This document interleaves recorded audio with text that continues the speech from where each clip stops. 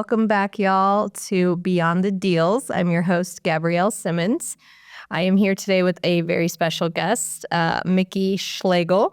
There you go. I said it right. You got it. Schlegel like bagel. There you go. I appreciate that.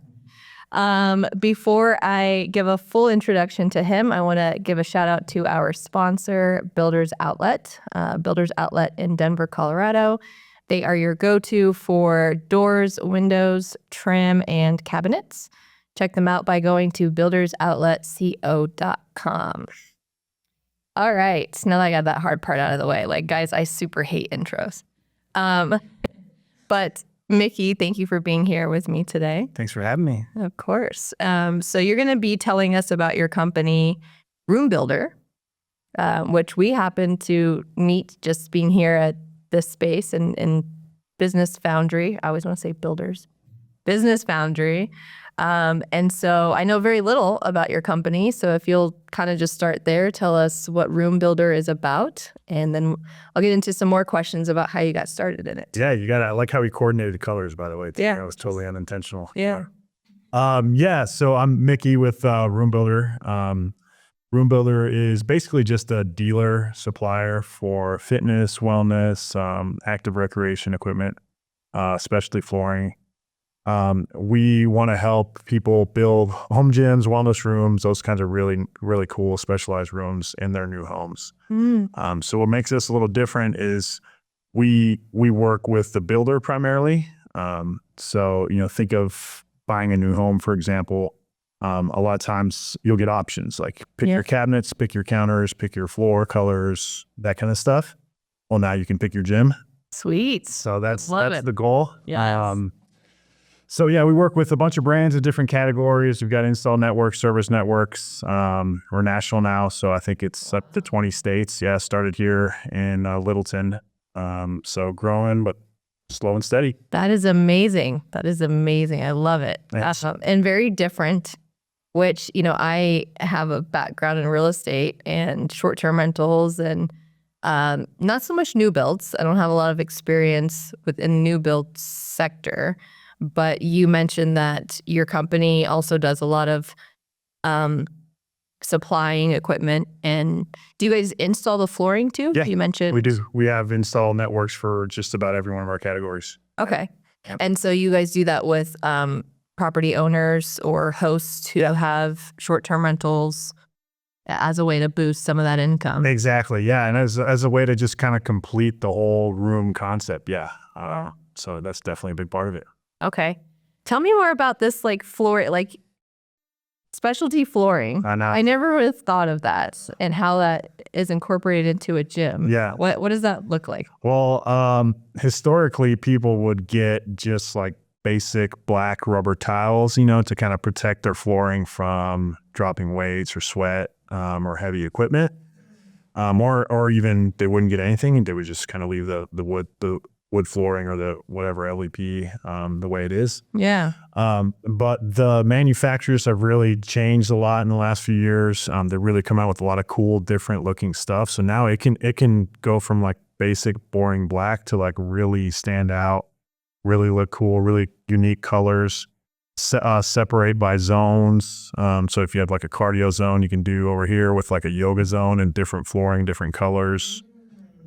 There's like turf you can get with performance backing, so you can again have some cushioning and absorption benefits. Now we're gonna nerd out over some flooring area. Yes. So there's all kinds of really cool stuff you can do now. It's surprisingly been one of the more funner sides of our business that I wasn't expecting. I thought it was gonna be all equipment and consoles and technology and stuff, but now flooring has turned into a huge part of our business, and it's really fun. I could see that. Because even me, someone who's not in the industry so much, I'm immediately interested in that. Think of all the possibilities and how you can make it so creative. Everyone has a Peloton in their house or whatever, but how you can set your place, your in-home gym apart by having some super cool custom floor design. Yeah. Or like you said, different sections for different types of exercising. Yeah. And what's really popular now is actually not rubber. So it's like non-rubber gym flooring. So there's like LVP planks essentially that have like performance backing to them. There's like woven vinyl you can get that also has performance backing. So really just kind of going away from what you would see historically in a gym to like really cool design friendly options. Love it. I love it. One more question about the company, and then I want to get into about you and your background. With the services that you guys provide, do you include educational? Like, if I was someone who's like, hey, I'm just getting started in fitness, which isn't entirely untrue, but I don't know a whole lot of like, what type of machine should I get? What type of, do you have an area of your business that's like educating people on getting what they need based on what they're looking to achieve? Absolutely. Yeah. Consulting is a big part of it also. And everyone's different, so yeah, we work with people from the initial concept to, hey, these are my general goals. This is kind of what I want to do. This is what I like doing. These are how many people are going to use it. Those kinds of things. And then we, use our expertise and kind of dive into a plan that way. So yeah, absolutely. Consulting is a huge part of what we do. It's really, kind of soup to nuts, with starting from scratch. I want this. These are my goals. Boom, here are some options. And then, you blink and it's installed. And what did you say? It's got to go. Soup to nuts? Soup to nuts. I've never heard that. No. What is that? It's a corny business phrase that I heard a lot in my old corporate job that I told myself I'd never say again, but. And there you go. There you go. Soup to nuts. Soup to nuts. It just means like A to Z, basically, like everything. Okay. Yeah. I'm still not connecting how that. All right. No, that's awesome though, that you guys, so it's like one-stop shop. Because initially I was thinking, I'm like, well, if I wanted to go to Micky and have a home gym set up in one of my rental properties, like, I don't know what I want. I don't know what I need. I don't know what's most commonly used, but you do. We do. Exactly. Really? There it is. Great. Yeah. Okay, so tell us a little bit about you and why you started RoomBuilder. Oh man. Well, how far back do you want me to go? All the way. All the way back into the beginning of time. I was born in Mexico, actually. My parents were living down there at the time and got divorced really early on. So ended up moving back here when I was really young. So dual citizenship between here and there. My family still lives. My dad's side of the family still lives down there. My mom's side of the family is all up here. So you're somewhat native. Yeah, to Colorado. I consider myself a native, even though technically I guess I wasn't born here, but lived there my whole life, kind of back and forth between here and Mexico. I was a college athlete, so played basketball my whole life. That's kind of where I started with just wellness, I guess, and being fit and, those kinds of things. And after college, I didn't really know what I wanted to do. I knew I wanted it to be in the health and wellness segment, but I didn't know what. So like most people, I think I just kind of took a first job that seemed like it paid well and could get me to Denver. And actually a friend of mine, his name's Kevin, he does a podcast here as well. And we just kind of started talking, when we got out of college, like, hey, I don't know if this corporate stuff is for me. Like what else is out there? I think at the time, Mark Cuban was really popular with his like entrepreneurial stuff. So he started kind of getting the itch then, like, hey, there's this whole other world where you can create what you want to create and make a living off of it. So that's when I started to get the itch to do my own business and just kind of was always looking for a way to make that in health and wellness. So I was in the fitness industry for like 10 plus years, something like that. Was in building materials for like 4 or 5 right before I launched this. So kind of merged the two worlds together. Yeah. With RoomBuilder. And here we are. So this was your first business? Yeah. Wow. First formal business, I guess. We had, little dumb stuff we were doing in college, but yeah. Okay. Your first like registered with the Secretary of State, like you had a big account, like real business. Wow. And it seems to be successful and growing. Growing. Yeah. I mean, it's still just like any startup, we're dealing with ups and downs and inconsistency, but yeah, all in all, it's going really well. And I'm super lucky to have made it out of that, first couple of years of the startup phase. Yeah. How many years are you in? This is year 3 now. Wow. So yeah, that first year for sure is like Exactly. hell. Yeah. I know. I don't know if I could do it again. We always laugh about it because, man, that was hard. Yeah. Uh, Year 2, a little bit better. Yep. And year 3, like, I think that's when most people start to really catch their second wind, if you will. Yeah. And then by the time you make it to year 5, you know, they say that's when you're real established and have learned all the hard lessons, not all, a lot of the hard lessons that needed to be learned Yeah. to see it continue to grow. Yeah. Exactly. Yeah. That's amazing. I don't know a lot of people who start a business as their first business, something so unique as well. You know, you got into something unlike, I think what a lot of people do, myself included, were like, well, let me not reinvent the wheel. Like, let me just do something where I know I can go be good at it, maybe. And I seen this person do this business, so let me go do that, you know, and just put my own twist on it. Yeah. I'm sure RoomBuilder isn't the only company that exists of its kind. Well, as far as I know, we were the only ones going after the HomeBuilder channel, like dedicated to the residential new construction industry. Yeah. I knew the dealer industry pretty well. I knew that side pretty well. There was no one doing what we were doing formally. Wow. Okay. There's a lot of exercise equipment dealers and, you know, focused on the commercial side, but no one really focused on the HomeBuilder channel. Nice. So you're like paving a new path. I guess. Yeah. That was so cool.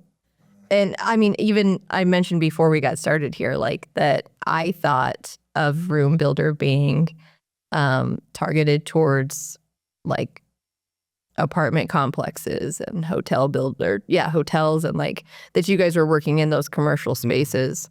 I never would have thought to have your target audience be single family builders. Maybe that's good and bad. I don't know.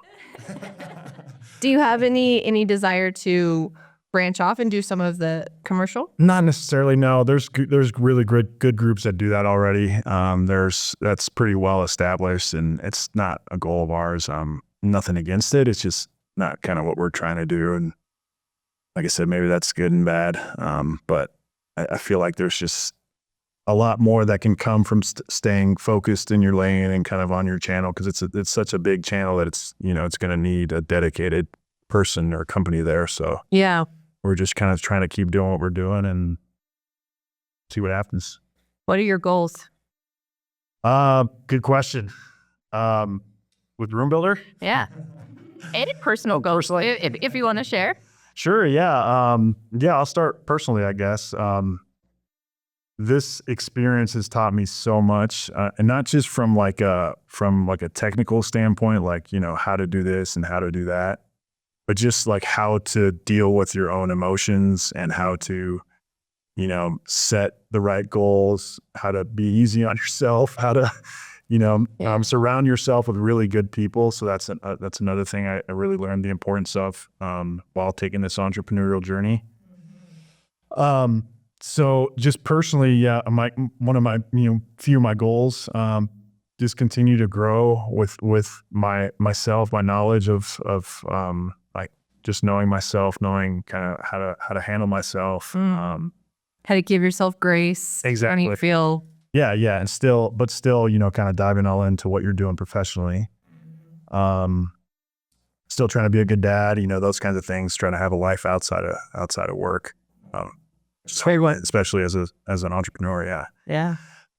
But then with RoomBuilder, yeah, I mean the goals are ambitious. You know, it's a really big market. It's a really big customer base that we're dealing with. You know, there's 1 million starts a year roughly, new construction starts every year. So new homes being built. Wow. So that's kind of our pie in the sky. Like, this is the number, and how many of those have home gyms? How many? You know, how much? What's the average home gym cost? Those kinds of things. So the goals are ambitious to be the main player in that space and be kind of the source for residential new construction. Love it. Number 1. There you go. And what markets do you have, like a goal for what markets you want to be most prominent? Yeah, I mean, Colorado is our biggest one, just because is that what you mean, like state-wise? Yeah. Yeah. Colorado for sure, just because we're here and it's such a healthy and really good state for construction. Mm-hmm. But outside of that, they're all they're all equal. It's like your kids, you know, which one do you love the most? I love them all different ways. Whoever loves me back, I guess. Or that moment, yeah. Texas. Texas is a great state. Yeah, I love Texas. Yeah. Yeah. What about Mexico? Any ideas or plans to kind of do some of this down there? Oh gosh, no, absolutely not. No, it's just totally different. Yeah, it's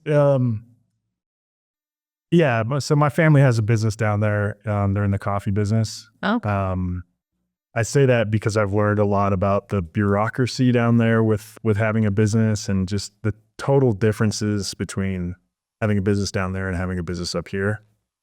Having a business down there now is kind of turned more into like a chore, like you're just kind of doing it to pay the bills, versus up here where you can just, it's like a creative outlet almost, and you have freedom and you have upside and you have the potential to make wealth and, you know, those kinds of things. So it would be a totally different world down there, and it's not something I'm really interested in with RoomBuilder.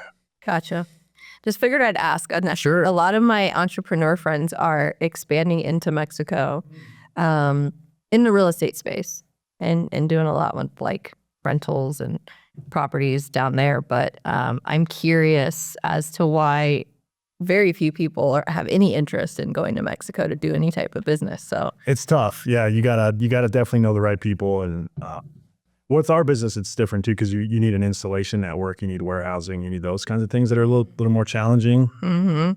So how about transportation of your equipment? Like, I ask because I'm in the transportation business as well. So I have a trucking company. okay, And looking to do some expansion, get some, like, right now I have trucks that just go over the road, the full truck and trailer, 53-foot trailers. But I want to potentially get some like box trucks, you know, and do more local stuff, work alongside our sponsor, Builders Outlet, deliver materials and stuff like that. So that's what brought me to the idea, like, what are your needs with that or moving equipment around? yeah. I mean, we just rely on like a lot of the large shipping companies to get it from like the manufacturer to the warehouses, and then from the warehouses, typically the installer will pick it up and then, you know, take it to the job site. And what are those installers are in-house, part of your company? No,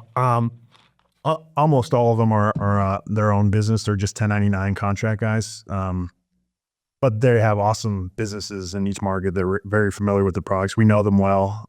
So I have a business partner in RoomBuilder who has kind of that whole side figured out, and they know, you know, his business really well. So we trust them. And So they have the equipment, the trucks to pick up bingo, the equipment, bingo, get them delivered. yeah. Okay. But as far as the shipping, it's very inconsistent.